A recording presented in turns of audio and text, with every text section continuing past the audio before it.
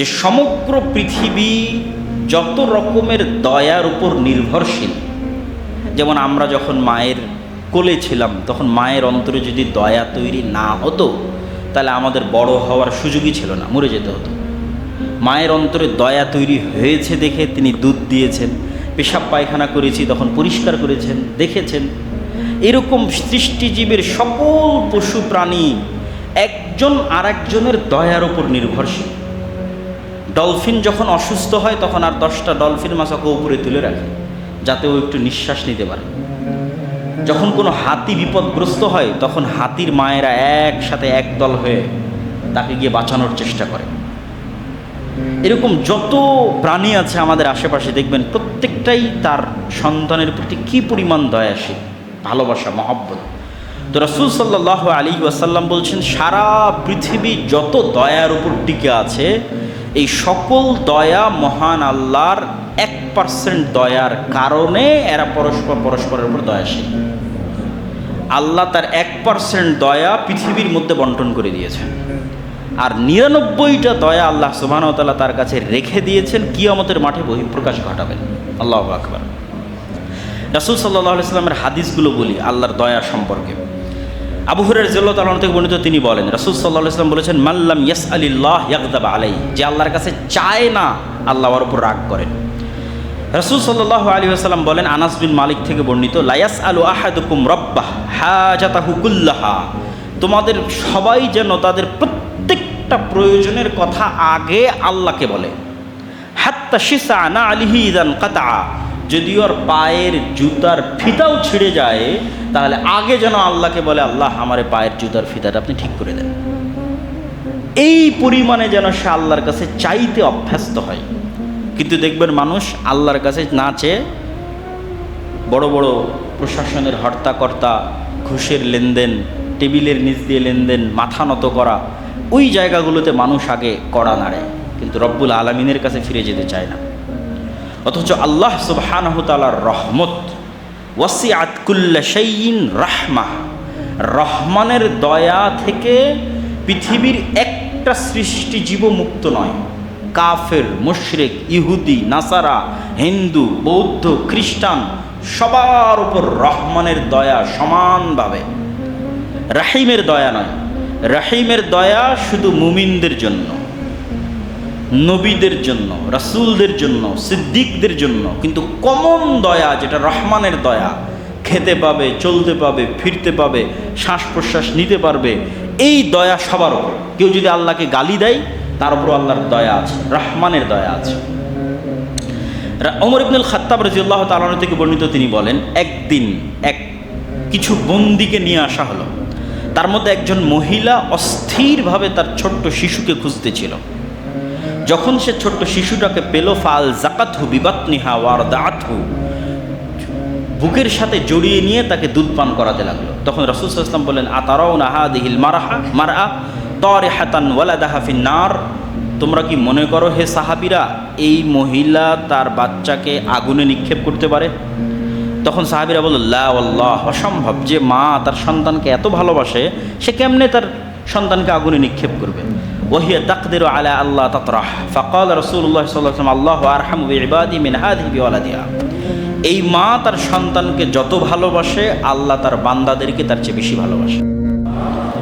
আল্লাহ সুবহানাহু ওয়া তাআলার দয়া, আল্লাহ সুবহানাহু ওয়া তাআলার দ্বিতীয় হওয়ার সম্ভাবনা আছে, যেটা আয়াতুল কুরসিতে শুরু হয়েছে আল্লাহু লা ইলাহা ইল্লা হুয়াল হাইয়ুল কাইয়্যুম। আমরা যখন এই গুণটার অর্থ করি যে চিরঞ্জীব, চিরস্থায়ী, তখন কিন্তু বোঝা যায় না যে এই গুণটার আসলে মর্মার্থ কী। একটা উদাহরণ দিলে আপনি এই গুণের মর্মার্থটা বুঝতে পারবেন।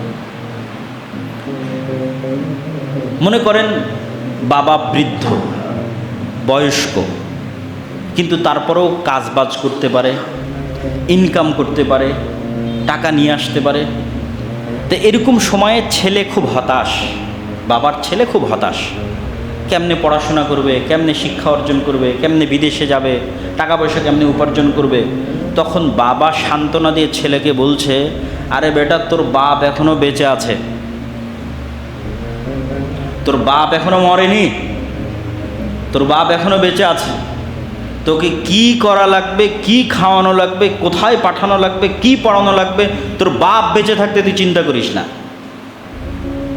তো মানুষ যে আর এক মানুষকে চ্যালেঞ্জ দেয় যে আমি কিন্তু এখনো বেঁচে আছি, মরিনি রে, তো আল্লাহ বলছে আল্লাহু লা ইলাহা ইল্লা হুয়াল হাইয়ুল কাইয়্যুম। মানুষ যখন চরম বিপদে তখন যেন আর মনে থাকে যে আল্লাহ মরেনি, আল্লাহ মরে না, বেঁচে আছে, আল্লাহ হাই। এই জন্য রাসূল সাল্লাল্লাহু আলাইহি ওয়াসাল্লাম বদরের যুদ্ধে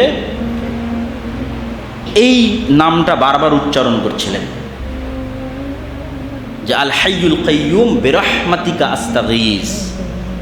আল্লাহ তো মরেনি, আল্লাহ তো মরে না, আল হাই। ওই উদাহরণের সাথে কানেক্ট করলে আপনি আল্লাহর এই নামের অর্থটা বুঝতে পারবেন। আল কাইয়্যুম, তিনি নিজে টিকে থাকেন, টিকে আছেন, আর সারা আসমান জমিন এবং তার মধ্যে যা কিছু টিকে আছে তার আল কাইয়্যুম এই নামের কারণে টিকে আছে। কাইয়্যুমুস সামাওয়াতি ওয়াল আরজ, সূর্য সূর্যের জায়গায় থাকতো না, ছিটকে পড়ে যেত যদি আল্লাহ কাইয়্যুম না হতো। চাঁদ চাঁদের জায়গায় থাকতো না যদি আল্লাহ কাইয়্যুম না হতো। আসমান আসমানের জায়গায় থাকতো না যদি আল্লাহ কাইয়্যুম না হতো। পৃথিবী পৃথিবীর জায়গায় থাকতো না, ভেঙে টুকরো টুকরো হয়ে যদি আল্লাহ কাইয়্যুম না হতো। শূন্যে পৃথিবীকে স্থির রেখেছে, ঘুরতেছে, সব কাইয়্যুম টিকে আছে, আল্লাহ কাইয়্যুম। এই জন্য আল হাইয়ুল কাইয়্যুম, চিরঞ্জীব, চিরস্থায়ী। এই জন্য আল্লাহ সুবহানাহু ওয়া তাআলা কোরআন মাজিদে বলছেন কুল্লু শাইইন হালিক ইল্লা ওয়াজহা, সারা পৃথিবীর সব কিছু ধ্বংস হয়ে যাবে, এমনকি আরশ বহনকারী ফেরেশতারাও মৃত্যুবরণ করবে, জিবরাইলও মৃত্যুবরণ করবে, মালাকুল মউত যে মানুষের জীবন কবজ করে সেও মৃত্যুবরণ করবে। শুধু বেঁচে থাকবে কে? কাইয়্যুমকে, হাইকে, আল হাইয়ুল কাইয়্যুম, চিরঞ্জীব, চিরস্থায়ী, শুধু তিনি থাকবেন। আল্লাহ সুবহানাহু ওয়া তাআলার দ্বিতীয় আর একটা নাম যেটারও ইসমে আজম হওয়ার সম্ভাবনা আছে, সেটা হচ্ছে আস-সামাদ। এই নামটা পবিত্র কোরআনে আর কোথাও ব্যবহার হয়নি, শুধু সূরা ইখলাসে ব্যবহার হয়েছে। এবং ধারণা করা হয় যে শুধু এই নামটার কারণে, আস-সামাদ এই নামটার কারণে সূরা ইখলাসের এত ফজিলত। তো আস-সামাদ এই নামটা আল্লাহর যত নাম আছে সব নামের মধ্যে উচ্চারণে বেশি ভাব গাম্ভীর্যপূর্ণ। সব নামের চেয়ে কেউ যদি বিশুদ্ধভাবে আরবি উচ্চারণ করতে পারে তাহলে আস-সামাদ এই নামটা উচ্চারণে বেশি ভাব গাম্ভীর্যপূর্ণ, বেশি শক্ত, বেশি প্রভাবশালী। তো সামাদ নামের অর্থ কী? সামাদ নামের হুবহু অনুবাদ বাংলা ইংরেজিতে করা সম্ভব নয় ব্যাখ্যা ছাড়া। যে একটা শব্দ দিয়ে আমি অনুবাদ করে দিলাম রহমানের মতো দয়ালু, এইভাবে অনুবাদ হয় না আস-সামাদ নামের। এর ব্যাখ্যা লাগবে। এর এক নম্বর ব্যাখ্যা হচ্ছে আল্লাহ সুবহানাহু ওয়া তাআলা আত্মনির্ভরশীল, অমুখাপেক্ষী, এক নাম্বার। দুই নাম্বার, সাথে সাথে সারা পৃথিবীর সকল কিছু একে অপরের তো মুখাপেক্ষী অবশ্যই, তার পাশাপাশি তারা আল্লাহর উপর নির্ভরশীল, দুটো একসাথে। ঈসা আলাইহিস সালাতু ওয়াস সালামও তার মায়ের মুখাপেক্ষী, মায়ের দুধ খেয়ে তিনি বড় হয়েছে। তাকে ঘুমাতে হতো, তাকে খেতে হতো। পৃথিবীর যত উলুহিয়াতের দাবিদার আছে, যারা নিজেকে ইলাহ দাবি করে, তাদেরকে এই এক নাম দিয়ে আপনি পরীক্ষা করতে পারবেন ও আস-সামাদ কিনা। আত্মনির্ভরশীল, স্বয়ং সম্পূর্ণ, অমুখাপেক্ষী, শতভাগ কিনা, শতভাগ। না খেয়ে থাকতে পারবে কিনা, কতদিন? না ঘুমিয়ে থাকতে পারবে কিনা, কতদিন? ছোটবেলায় মা ছাড়া বড় হতে পারলো কিনা, কতদিন? সে যেই হোক, যত বড় অলি, আউলিয়া, নবী, রাসূল, পীর, বুজুর্গ যেই হোক, সব যারা ইবাদতের যোগ্য বা মানুষ মনে করে সে ইবাদতের যোগ্য, তাদেরকে পরীক্ষা করতে হবে সামাদ এই নাম দিয়ে। এই নামের শেষ যেটা ব্যাখ্যা সেটা হচ্ছে বাধ্যগত, চাক অথবা না চাক, ইচ্ছা হোক অথবা অনিচ্ছা হোক, আল্লাহর কাফের হোক অথবা আল্লাহর মুশরিক হোক অথবা আল্লাহর নাস্তিক হোক, সবগুলো বাধ্যগত অবস্থায় আল্লাহর কাছে এবং আল্লাহর রাজত্ব, আল্লাহর কন্ট্রোল এবং আল্লাহর কাছে ফিরে আসতে বাধ্য।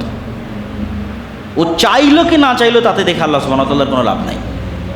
এই বর্ণনা দিতে গিয়ে আল্লাহ সুবহানাহু ওয়া তাআলা কোরআন মাজিদে বলছেন আফাগাইরা দীনিল্লাহি ইয়াবগুন, ওরা কি আল্লাহর আনুগত্য বাদে অন্যদিকে খুঁজতে যায়? ওয়ালাহু আসলামা মান ফিস সামাওয়াতি ওয়াল আরদি তাওআন ওয়া কারহা, ইচ্ছায় হোক অনিচ্ছায় হোক আল্লাহর কাছেই ফিরে আসতে হবে। আল্লাহর রাজত্বের বাইরে যাওয়ার কারো ক্ষমতা নেই। ও যত বড় কাফের হোক, নাস্তিক হোক, মুশরিক হোক, ফেরাউন হোক, নমরুদ হোক, আল্লাহর কন্ট্রোলে। সাব্বাহা লিল্লাহি মা ফিস সামাওয়াতি ওয়াল আরজ ওয়া হুয়াল আজিজুল হাকিম, আসমান এবং জমিনের মধ্যে যা কিছু আছে প্রত্যেক প্রত্যেকটা সৃষ্টিজীব আল্লাহর তাসবিহ পাঠ করে, ইচ্ছায় অনিচ্ছায়। আলাম তারা আন্নাল্লাহ ইউসাব্বিহু লাহু মান ফিস সামাওয়াতি ওয়াল আরজ, হে নবী আপনি কি দেখেন না আসমান এবং জমিনের সব কিছু আল্লাহর তাসবিহ পাঠ করে। এমনকি ওয়াত-তায়রু সাফাতিন, যে পাখি আকাশে উঠছে ও তাসবিহ পাঠ করে। শুধু তাই নয়, কুল্লুন ক্বাদ আলিমা সালাতাহু ওয়া তাসবিহা, এরা সবাই আল্লাহর সালাতও আদায় করে। আল্লাহর তাসবিহ এবং আল্লাহর সালাত এরা জানে কিভাবে করতে হয়। ওয়ালিল্লাহি ইয়াসজুদু মান ফিস সামাওয়াতি ওয়াল আরদি তাওআন ওয়া কারহা, চাক অথবা না চাক, ইচ্ছা হোক অথবা না হোক, সব সৃষ্টিজীব আল্লাহ সুবহানাহু ওয়া তাআলার কাছে সিজদায় অবনত হতে বাধ্য হয়, হতে হয়। এ হলো সামাদ। আল্লাহ সুবহানাহু ওয়া তাআলার কন্ট্রোলের বাইরে কিচ্ছু নেই। আর তিনি নিজে অমুখাপেক্ষী, মানুষ সব একে অপরের মুখাপেক্ষী, আবার আল্লাহর উপর নির্ভরশীল। আল্লাহ সুবহানাহু ওয়া তাআলার পরের যে গুণ আমরা আলোচনা করব সেটা হচ্ছে আল আজিজ। আজিজ মানে মহাপরাক্রমশালী। মহাপরাক্রমশালী বলতে কি বুঝায়? মানুষের ক্ষমতা থাকতে পারে, সাবেক প্রধানমন্ত্রীরও ক্ষমতা ছিল, কিন্তু মহাপরাক্রমশালীর ক্ষমতা কি? কারো ক্ষমতা জবাবদিহিতার বাইরে নয়। ডোনাল্ড ট্রাম্পের ক্ষমতাও জবাবদিহিতার বাইরে নয়। চায়নার প্রেসিডেন্ট শি জিনপিংয়ের ক্ষমতাও জবাবদিহিতার বাইরে নয়। ও কিছু করতে গেলে 10 বার চিন্তা করবে ডোনাল্ড ট্রাম্প কী বলবে, রাশিয়ার প্রেসিডেন্ট ভ্লাদিমির পুতিন কী বলবে। জবাবদিহিতার বাইরে নয়, জবাবদিহিতার আওতায়, প্রশ্নের মুখে। তাহলে মহাপরাক্রমশালী মানে কি? যাকে কেউ প্রশ্ন করতে পারবে না, প্রশ্ন করার সাহস এবং ক্ষমতা রাখে না। এই অর্থটা হচ্ছে আল আজিজ। বাস্তব উদাহরণ দেই। বাস্তব উদাহরণ হচ্ছে আল্লাহ সুবহানাহু ওয়া তাআলা যদি বলে যে আমি ফেরাউন আর নমরুদকে জান্নাতে দিয়ে দিলাম, তাহলে ইব্রাহিম, মুসা আর মুহাম্মদ সাল্লাল্লাহু আলাইহি ওয়াসাল্লাম এই প্রশ্ন করার সাহস রাখেন না, কেন দিলেন? আল আজিজ, মহাপরাক্রমশালী। কিন্তু আল্লাহ সুবহানাহু ওয়া তাআলা মহাপরাক্রমশালী এই কথার সাথে কোরআন মাজিদে একবার এক এক নাম যুক্ত করেন। কোথাও বলেন আজিজুন হাকিম, কোথাও বলেন আজিজুন আলিম, কোথাও বলেন আজিজুন রহিম। তো যখন যেখানে যে নাম যুক্ত করবে তখন আর একটা ভিন্ন অর্থ দিবে। যেমন সূরা শুআরার মধ্যে আল্লাহ সুবহানাহু ওয়া তাআলা নবীদের ঘটনা বর্ণনা করতে গিয়ে মুসাকে কিভাবে বাঁচালেন, ইব্রাহিমকে কিভাবে বাঁচালেন, ইউসুফকে কিভাবে বাঁচালেন, এগুলোর বর্ণনা দিতে গিয়ে বারবার বলেছেন আমি আজিজুন রহিম, মহাপরাক্রমশালী। আর আমার এই মহাপরাক্রম ক্ষমতার বহিঃপ্রকাশ আমার নবীদের উপর দয়ার কারণে ঘটিয়ে থাকি, সবসময় ঘটাই না। ফেরাউনের মতো শাসককে পানিতে ডুবিয়ে দিলাম, রাস্তা তৈরি করে দিলাম মিডিলে, এটা আমার মহাপরাক্রম ক্ষমতার বহিঃপ্রকাশ, কিন্তু সবসময় ঘটাই না। রহিম, মুসার উপর দয়া করে ঘটিয়েছি। আগুনে ইব্রাহিমকে নিক্ষেপ করা হলো, পুড়ল না, আমি আজিজ, আমার ক্ষমতা আছে, কিন্তু সবসময় এই ক্ষমতা দেখাই না। ইব্রাহিমের উপর আমার দয়া আছে, এই জন্য এই ক্ষমতা দেখিয়েছি। আজিজুন রহিম, মহাপরাক্রমশালী। ক্ষমতা তখনই দেখাই যখন দয়া করি। আজিজুন হাকিম, এটা কোথায় বলবে? আজিজুন হাকিম বলবে যখনই শাস্তির কথা বলবে। ফেরাউনের শাস্তি হোক, নমরুদের শাস্তি হোক, আদ সামুদ যত ক্ষমতাধর আছে সব ক্ষমতাধরকে শাস্তি দিতে বলবে আজিজুন হাকিম। শাস্তি দিতে পারি কিন্তু কাউকে অন্যায়ভাবে শাস্তি দেই না। হাকিম, প্রজ্ঞাময়, শাস্তি দিলে ন্যায়পরায়ণভাবে দিই।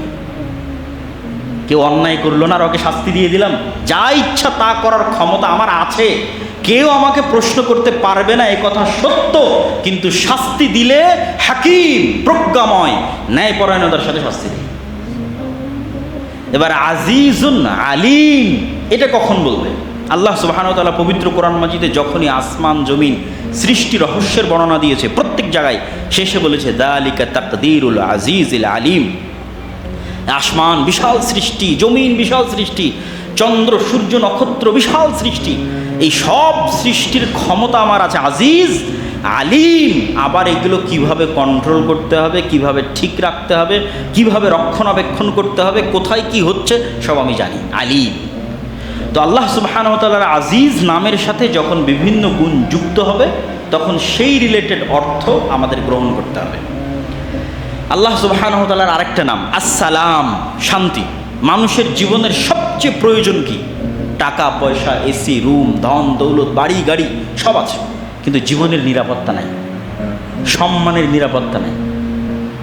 তাহলে কিন্তু এই শান্তির কোনো দাম নাই।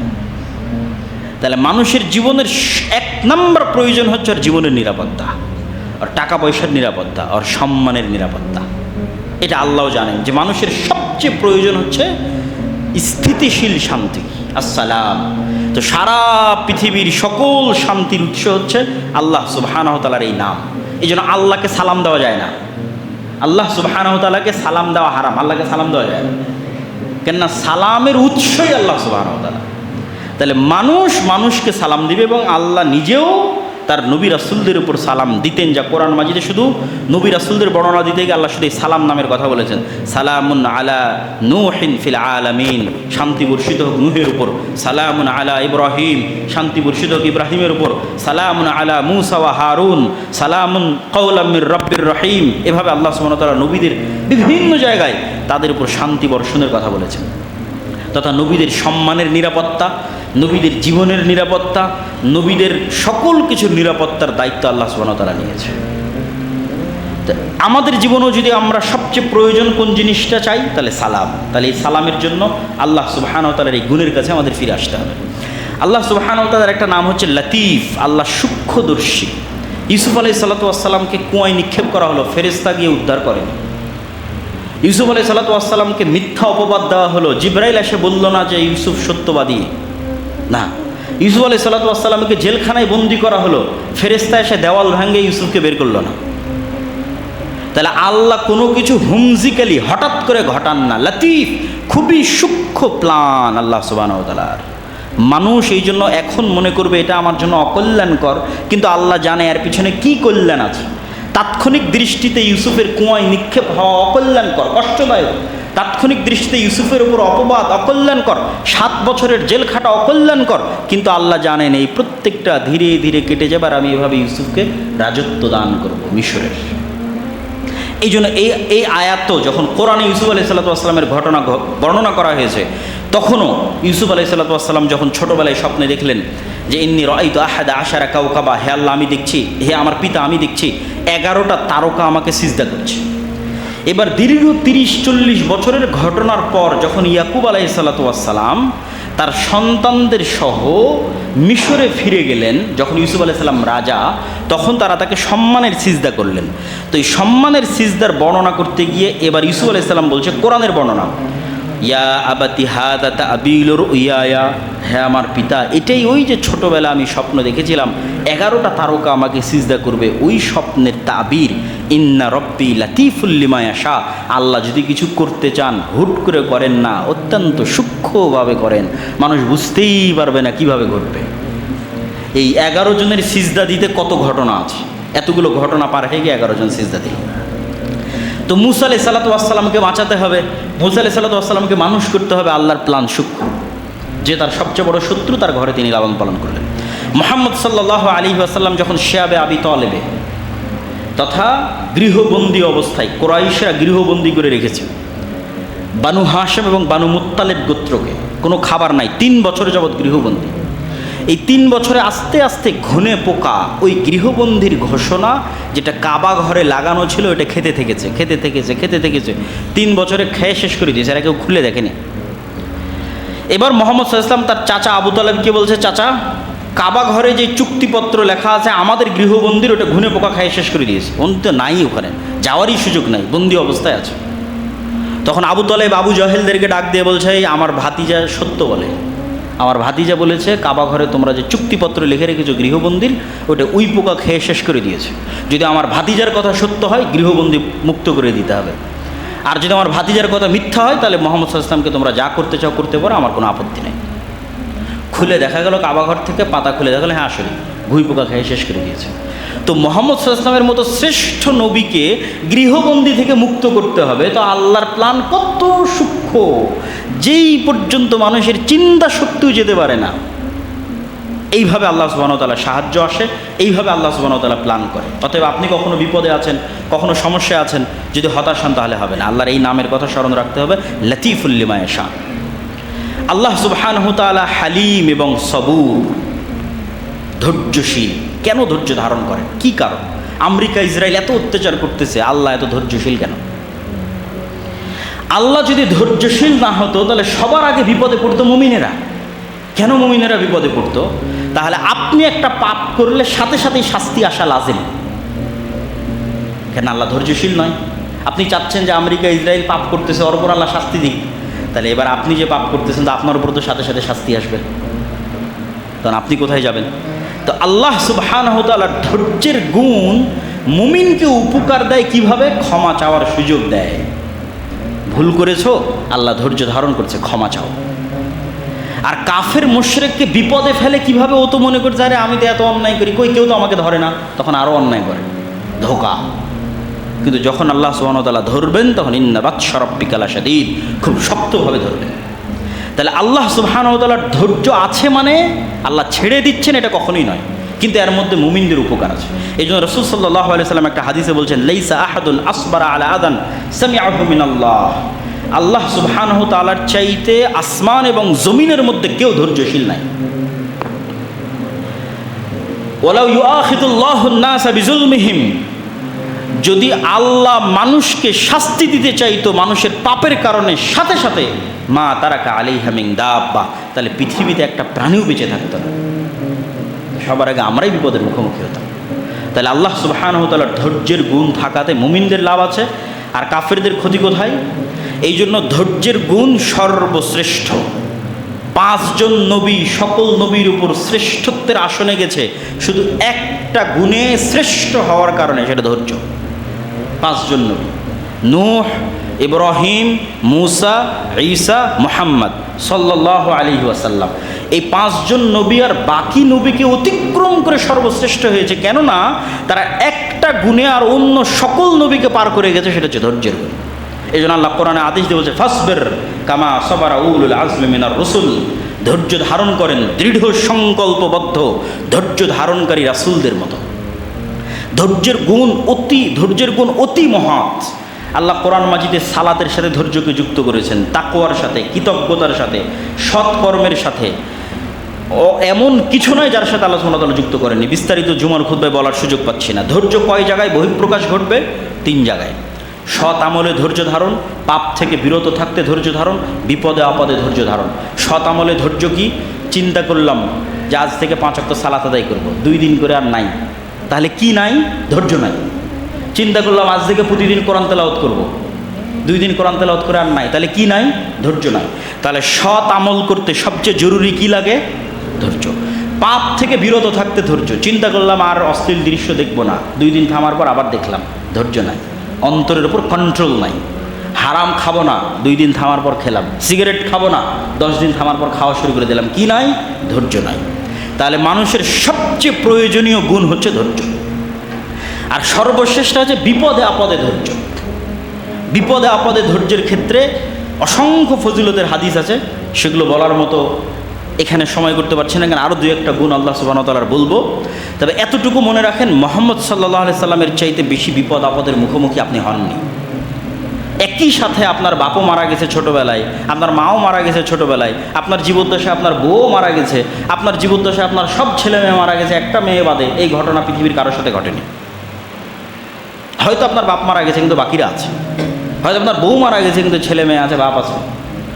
কিন্তু একই সাথে একজন ব্যক্তির সাথে এই ঘটনা ঘটবে, ছোটোবেলায় বাপ মারা গেছে, তারপরে মা মারা গেছে, স্ত্রী মারা গেছে জীবদ্দশায়, বড় বড় মেয়ে, বিবাহিত মেয়েকে নিজের হাতে কবরে দাফন করে দিয়ে এসেছে, রোকাইয়া, উম্মে কুলসুম, জাইনাব, একজন সন্তান মাত্র বেঁচে ছিল, ফাতেমা। তো মুহাম্মদ সাল্লাল্লাহু আলাইহি ওয়াসাল্লামের চেয়ে বেশি বিপদগ্রস্ত আপনি নন, আপনার জীবনে কোথাও নন।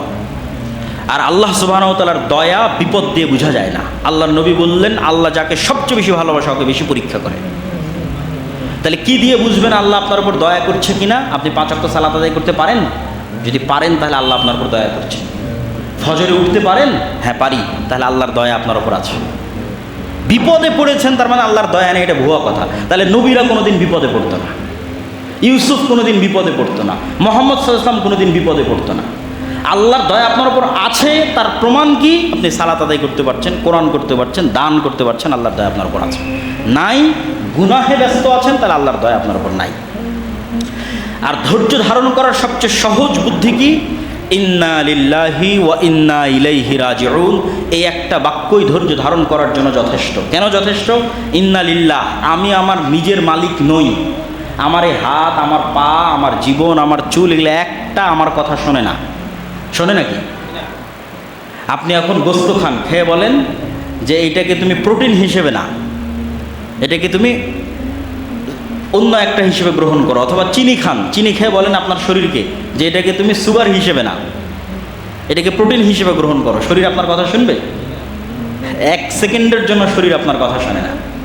শরীরকে যেই মেকানিজমে সেট করা আছে ওটা পৃথিবীর কোনো ডাক্তার লঙ্ঘন করতে পারবে না। তাহলে শরীর কার কথা শোনে? আল্লাহ সুবহানাহু ওয়া তাআলার কথা শোনে। তাহলে আপনার শরীরের মালিক কে? তো যখন আপনি আপনার নিজেরই মালিক হলেন না, তাহলে আপনার টাকার মালিক কে? আপনার ছেলের মালিক কে? আপনার বাড়ির মালিক কে? এবার ও ইন্না ইলাইহি রাজিউন, আর একদিন না একদিন আমাকে আল্লাহর কাছে যেতেই হবে। তাহলে আপনি যদি আল্লাহর কাছে যান, তাহলে আপনার বাড়ি, গাড়ি, ধন সম্পদ, টাকা পয়সা, ছেলে মেয়ে সবগুলো আল্লাহর কাছে ফিরে যাবে। তাহলে এখন ইনস্ট্যান্ট আপনি চিন্তা করেন আপনার 50,000 টাকা হারিয়ে গেছে, তা আপনি কি চিন্তা করবেন? না, আরে আমি তো আমার মালিক না। আল্লাহ চাইলে দেখুন আমাকেই নিয়ে যেতে পারতো। 50,000 টাকা আর কি, ওটার মালিক তো আমি ছিলাম না।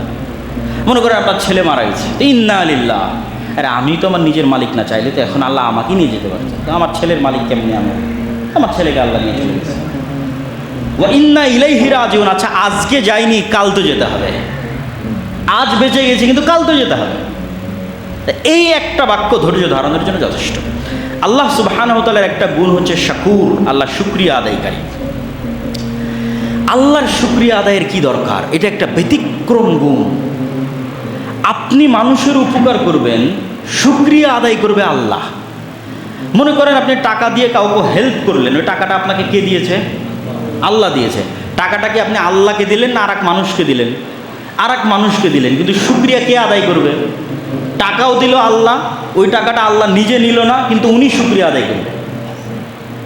এই জন্য মানুষকে উপকার করে মানুষের শুকরিয়া চাইয়েন না, মানুষের কৃতজ্ঞতা চাইয়েন না। কৃতজ্ঞতা কে স্বীকার করবে? আল্লাহ।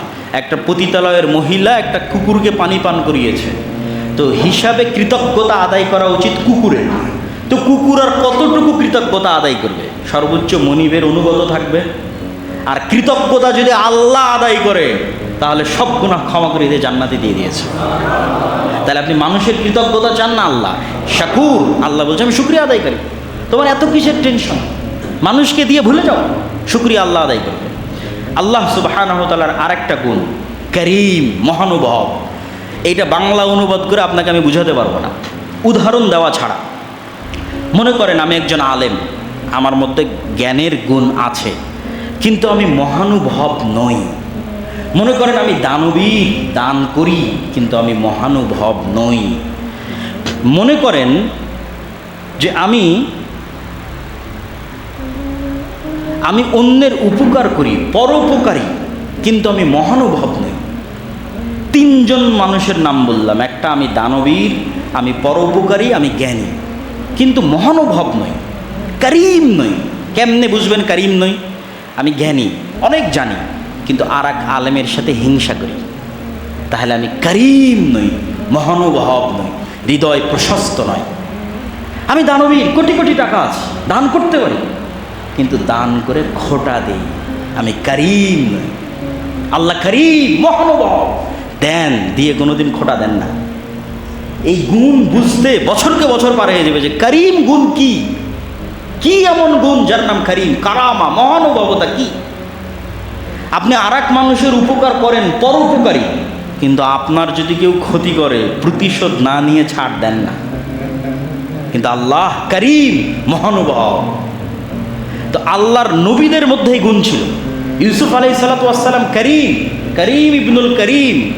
ভাইয়েরা তাকে হত্যার ষড়যন্ত্র করেছে, উনি প্রতিশোধ নেননি, কেন? উনি করিম। মুহাম্মদ সাল্লাল্লাহু আলাইহি ওয়াসাল্লাম করিম, মহানুভব।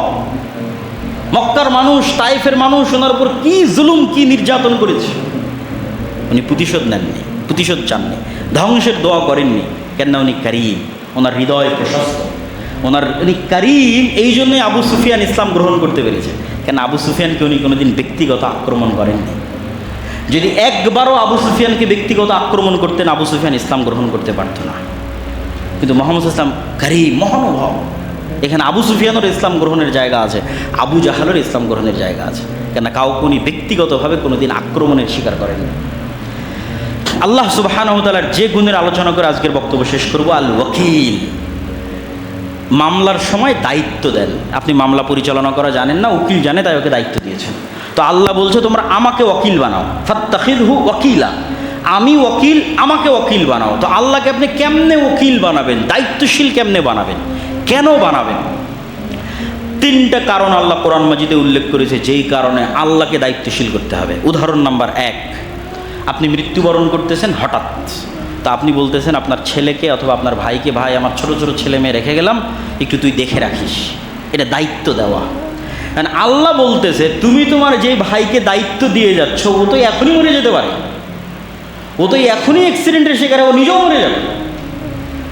যাকে দায়িত্ব দিচ্ছ যে আমার ছেলে মেয়েদের দেখে রাখিস, তো আল্লাহ বলছে ওয়াতাওয়াক্কাল আলাল হাই আল্লাযী লা ইয়ামুত, দায়িত্ব যদি দেওয়ার দরকার হয় ওকে দাও যে কোনোদিন মারা যাবে না। আল্লাহু আকবার। আলাল হাই, আল্লাহকে দায়িত্ব দাও যে আল্লাহ আমার ছেলে মেয়ে অসহায়, অসুস্থ, দুর্বল রেখে গেলাম, তুমি দেখি। যাকে দায়িত্ব দেবে না তো মরে যাবে। 1 নম্বর কারণ কেন আল্লাহকে দায়িত্ব দিতে হবে। 2 নম্বর কারণ, মনে করেন বাংলাদেশের সকল ক্ষমতার মালিক আপনি, প্রধানমন্ত্রী, আপনারও কেন আল্লাহকে দায়িত্ব দেওয়ার প্রয়োজন হতে পারে? আপনি যদি আমেরিকা যান, ইউরোপ যান, বাংলাদেশের সরকারের উচ্চ পর্যায়ে আপনার যোগাযোগ আছে, কিন্তু আমেরিকাতে রাস্তার কুকুরের সমান মর্যাদা নেই। মানে বাংলাদেশে কোনো সমস্যা হলে আপনি ট্যাকেল দিতে পারবেন, কিন্তু আমেরিকায় পারবেন না। এবার আল্লাহ সুবহানাহু ওয়া তাআলা বলছে রব্বুল মাশরিক ওয়াল মাগরিব লা ইলাহা ইল্লাহু ফাত্তাখিযহু ওয়াকিলা। পৃথিবীর সবই যেহেতু আল্লাহ সুবহানাহু ওয়া তাআলার কন্ট্রোলে, আমেরিকায় থাকো আর বাংলাদেশে থাকো, আল্লাহর রাজত্বের বাইরে নয়, তাহলে দায়িত্ব আগে কাকে দাও? আল্লাহকে। উনি সমানভাবে তোমাকে বাংলাদেশে যতটুকু সহযোগিতা করতে পারবে, আমেরিকার মাটিতেও অতটুকুই সহযোগিতা করার একমাত্র ক্ষমতাধর আল্লাহ। তাহলে সমানভাবে কাকে দায়িত্ব? আল্লাহকে। ওয়ালিল্লাহি মা ফিস সামাওয়াতি ওয়া মা ফিল আরদ ওয়া কাফা বিল্লাহি ওয়াকিল।